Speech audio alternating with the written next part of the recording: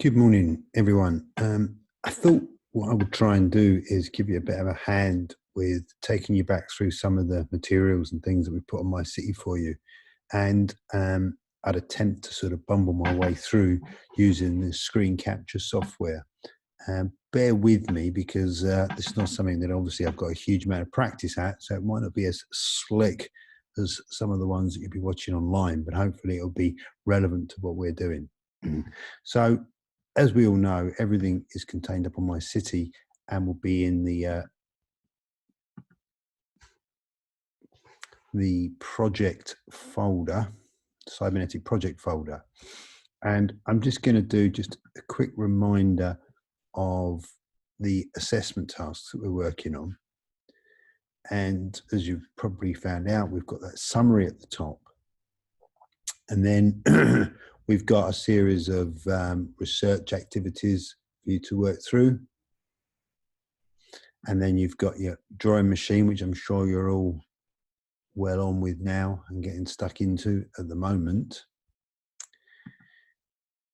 But the one section I think is going to be a bit more of a struggle because you're not in the class in college working on this, is working on the drawing aspect of it. And this is something that we spend quite a bit of time on in this block because part of this this particular section in the course really deals with sort of hand-drawn, hand-rendered drawing. So what I thought I would do is take you through task 4 in a little bit more detail and then show you some of the resources that I've put up, just try and add some clarity to what you're doing. So again, remind you, the theory is that the machine is making some drawings. So you've got this body of source material that the machine has made. The idea now is you take that source material, take the drawings that the machine has made, and then develop them by hand using this range of ideas. These are primarily suggestions. You don't have to do every single one of these. These are just to get you going, get you thinking about ways that you could take your drawings and develop them using a range of drawing techniques and what we call mixed media techniques. What I mean by mixed media is where you're combining a range of different drawing materials. And I'm going to show you some examples in a minute of what we actually mean by that, but I'll come to that in a minute. So a lot of these are kind of classic art school, art course drawing exercises. I mean, the first one, for example, whereby you create yourself a little viewfinder, maybe you have a card or something like that, and you place it over the drawing to isolate a particular section. And that way, what you're doing then is perhaps enlarging it up. So you're going from one, using the viewfinder, and then enlarging it up onto a larger piece of paper. And you can just keep doing that.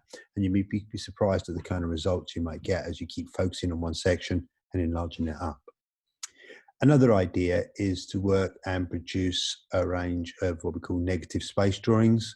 What I mean by that is where you're drawing the space in between, okay?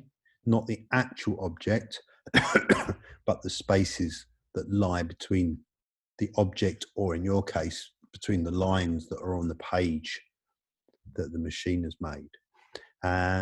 Drawings are made up of dots and single marks. I suppose a classic example of that might be your pointillism, which I'm sure you've heard of, part of the sort of post-impressionist movement in art, whereby you're just working with single dots and marks on the page.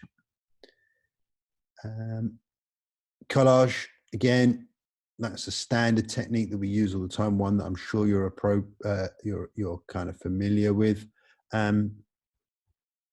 But again, you're trying to recollage the drawings that your machine has made. Printing might be difficult. This would be really dependent on what equipment you have in the house. Obviously, you're not going to be able to go out and buy stuff now. So if you have some printing equipment, yes, have a little go. It might be possible to use paper stencils, but again, I'm not sure how easy you're going to be to access that. I would imagine that photocopying and a thing called the Riso, which we would have used in college, again, that's going to be pretty difficult for you to be able to do. Repeat pattern, again, I think I've got a link up here somewhere for repeat pattern. repeat pattern over here.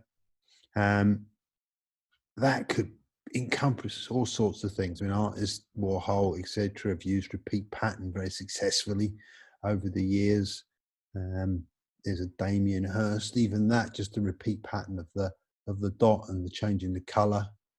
In design, it's used. So maybe taking an element out from your original drawing and trying to repeat it in some way.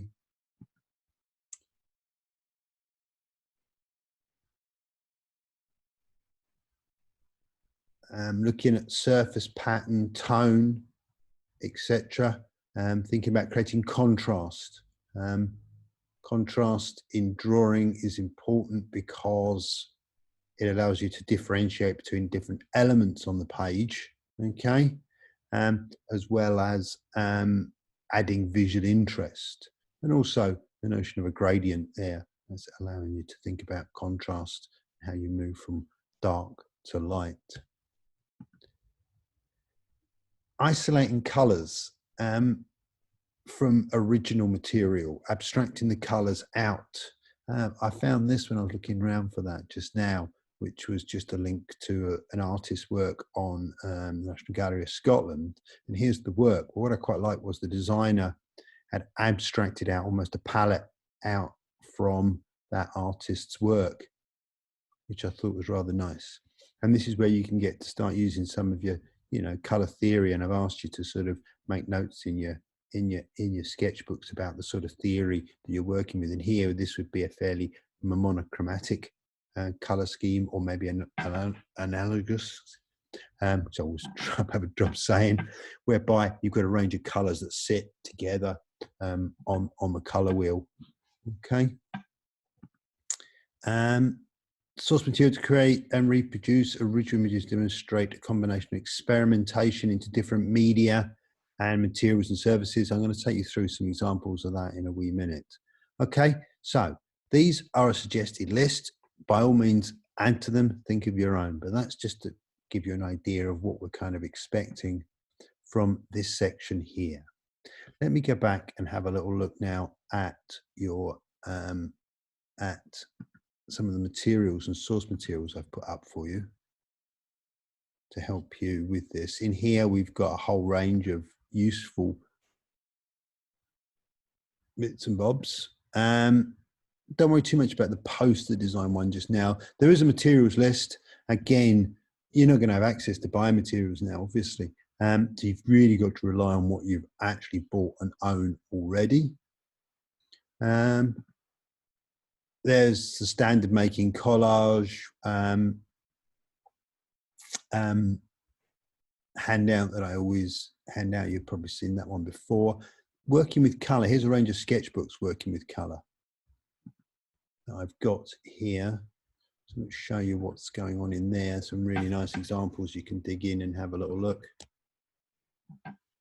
Okay, so different ways of working with color and abstracting color out from your drawings, different techniques for rendering with color, watercolor, pen, etc., etc., etc. So that's in there. This is actually a very simple but really important sheet. There's a thing when you're drawing about the sort of quality of the line that you're working with. It's almost an analogy, I suppose, would be the quality of line with handwriting, where you find that your kind of personality with the type of line. And you'll often find us being critical when we see a student who's doing that very furry line backwards and forwards, because it's creating a really a line that doesn't have any definition to it. It's woolly around the edges. These wonderful drawings were produced by a great colleague of mine years and years ago, just drawing a circle, but these brilliant different ways of just drawing a circle using ink, okay?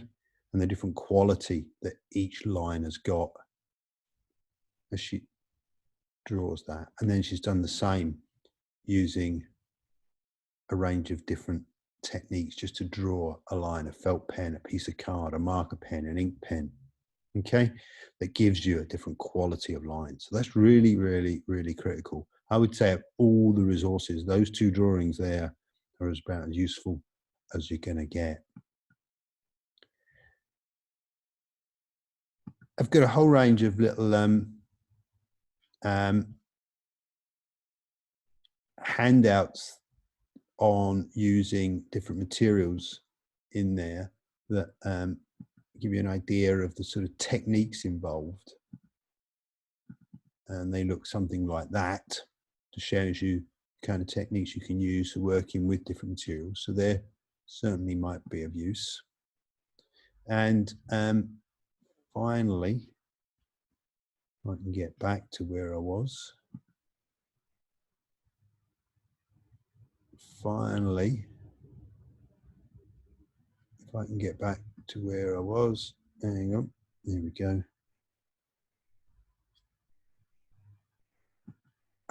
We've got a series of presentations in here, which I think is superb, that show you kind of really what we mean by mixed media and all the different possibilities of mixed media. Let's start with the collage one, for example. And just simple examples, everything from just magazines, layering materials, tracing papers, that sort of thing. Okay, color, again, using collage. Okay, more extreme materials, probably ones we won't have your access to. Photo montage, okay.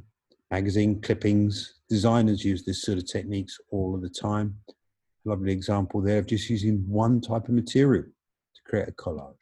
Okay, oh look, there's a negative space example going on there. And working in 3D. So I've got a series of those. There's one on ink.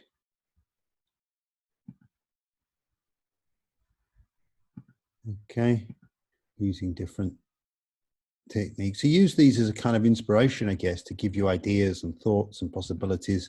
And obviously, you're going to be able to search the internet, but these are just to kind of get you thinking.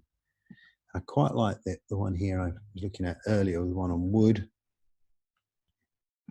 Just to show you, you can think so differently about this. These are fairly obvious, but what I liked was this little example here, using wooden shapes, still mixed media drawing, etc., etc.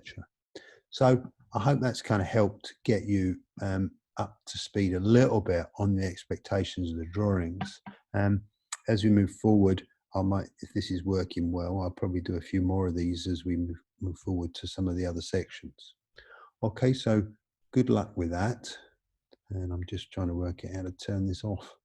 Okay, and yeah, take care of yourselves.